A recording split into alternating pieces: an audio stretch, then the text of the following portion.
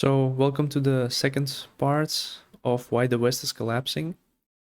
So, let's see why this is happening and how we can adjust ourselves to ensure our own safety and personal sovereignty. So, most supporters of these destructive policies are undeniably women and feminized men, or simps. This is because these subjects are the easiest to manipulate precisely due to their submissive and consensus based nature. And this can be summarized by the famous quote from George Orwell's 1984, where women were the swallowers of slogans and the biggest adherents of the government. Uh, probably the single biggest reason why the Western world is so disorganized and chaotic is due to the female voting right. So ancient Greeks, Romans, and pretty much any society or social system had a hierarchy where men were above women in governance and decision making regarding the state, or basically in any position of authority.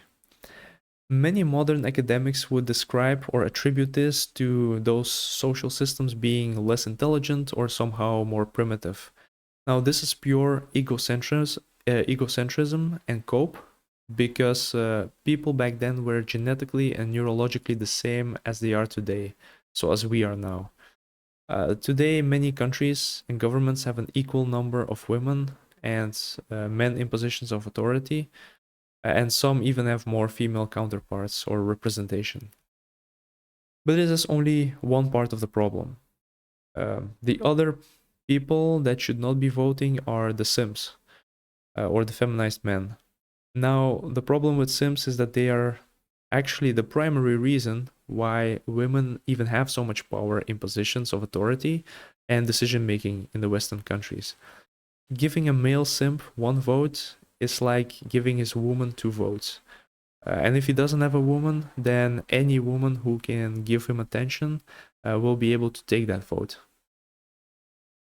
So, what this all means is that you don't even have to rig the elections.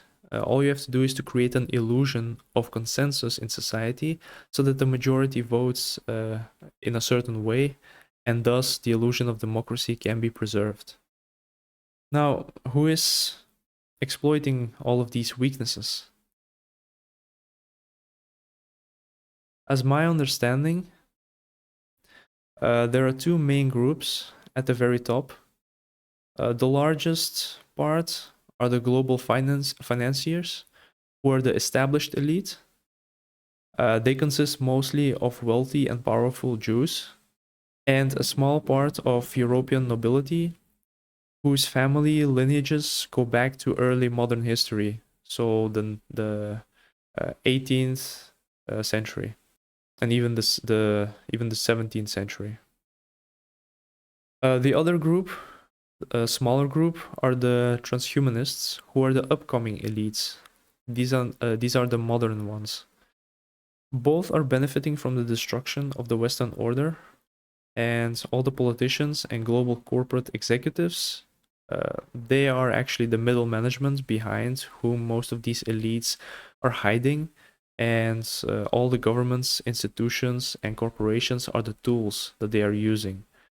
So even all of these here, of course, are the public faces of those groups, but most of those elites are, of course, anonymous and unknown. Now, why would they do this? One explanation is that the established elites are not as elite, but rather regular people with no specific traits that would actually make them elite or classify them as elite. And therefore, regular people, the native white populations, that is, of the Western countries, they pose a threat to these elites. So, importing people from underdeveloped and poor nations can ensure that the people will not rise up because their lives of those immigrants are already much better than they were in their third world countries, while at the same time destroying the coherence within the Western nations, which leads to disorganization and people fighting amongst each other. So yeah, this is the basic divide and conquer strategy, and it seems to be very effective. Another reason might be deeply religious and fanatic, because a majority of these elites are undeniably Jewish. That's just how the reality is. Many have a deep rooted cultural hatred to any social and cultural construct that stems from Christianity and the Roman Empire. So, this is basically the Western world, including Russia. The reason for that is a whole topic for another time. But if you look at where most of conflicts and uh, deconstruction or decoherence of societies are happening, that is primarily the Western worlds, including Russia. Now, it is important to note that blaming any of these groups is pointless.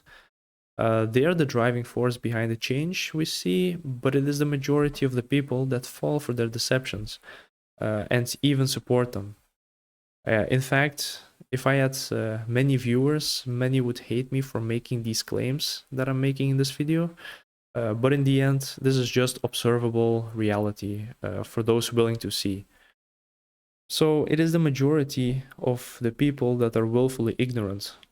And as I always say, ignorance is not the same as innocence, and willful ignorance is the opposite of innocence.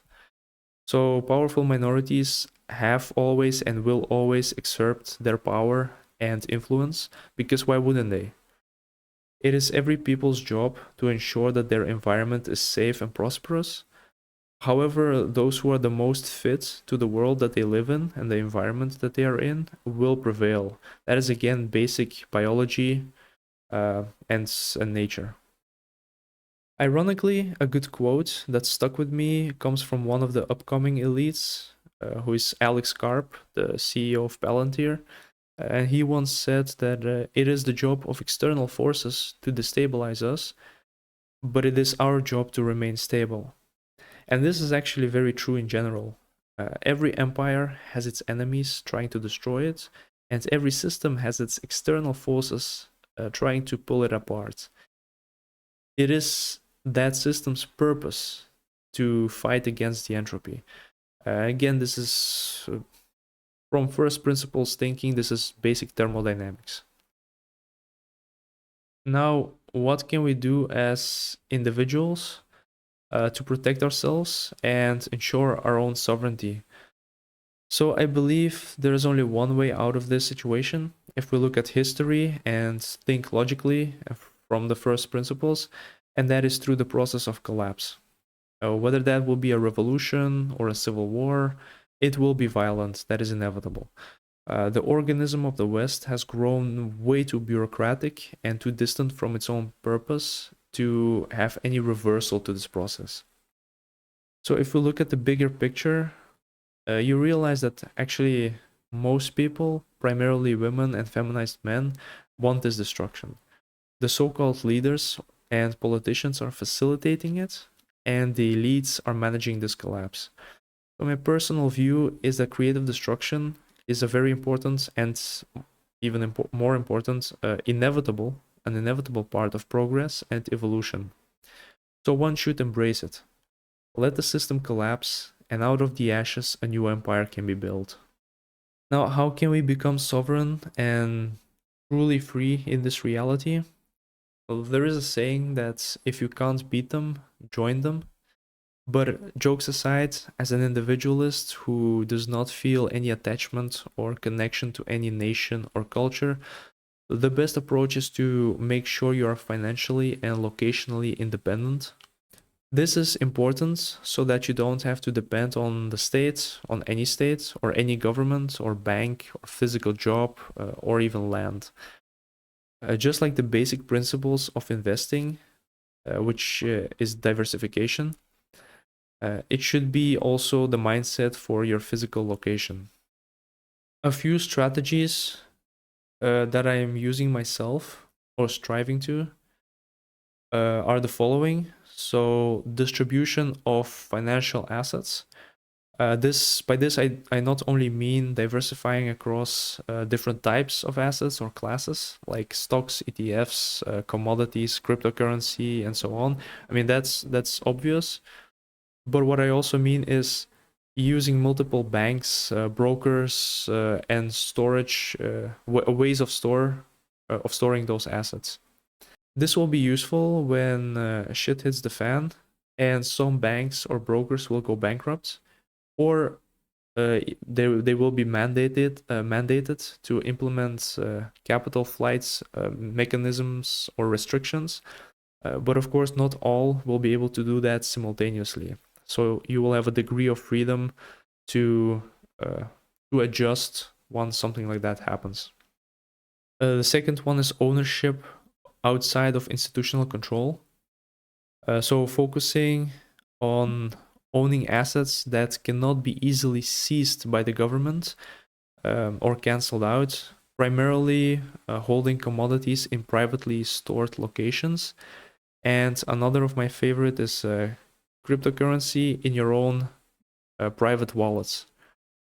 Ideally, owning multiple properties in, or at least some property in unrelated countries or loosely related countries. This one is, of course, not an option for most people and thus should be considered a luxury to strive for. But what is very important and that everyone should have is a plan to escape. So, a direct plan that's in case of a societal or social collapse, in case that is imminent, or even if a military draft is reinstated. What I do myself is I make a list of at least 5 locations to move to, depending on the circumstances or the conditions, and then of course the different ways to get there, just to have that abundance of options. And then of course the main goal is to work on having multiple income streams if you don't already, with at least one source that is locationally independent. Whether that is a social media following that you can monetize, or an online consulting firm, or an e-commerce store, you need at least one project that you try to build an income from that is locationally independent. The reality is that for most people, this is also a luxury, but it will add a lot of breathing room, so it should be at least a hobby or a side project that you try to build out and monetize. So, this was a very broad and general overview of my thoughts of where the West is going. In future videos, I will focus on specific macroeconomics and geopolitical events and topics, and how I would position myself and how I try to leverage reality to my own advantage. Those will be more or way more data driven. So, yeah, be sure to subscribe. See you then.